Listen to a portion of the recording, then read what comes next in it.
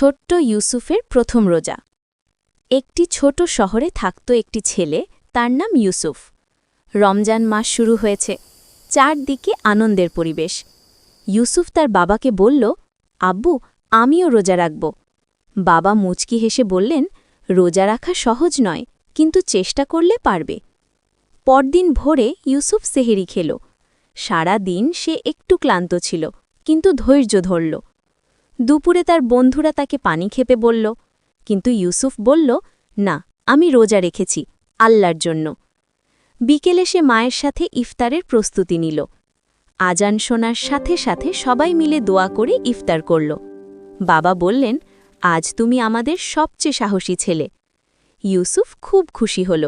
সে বুঝতে পারল, রোজা শুধু না খেয়ে থাকা নয়, ধৈর্য আর ভালো কাজ শেখায়।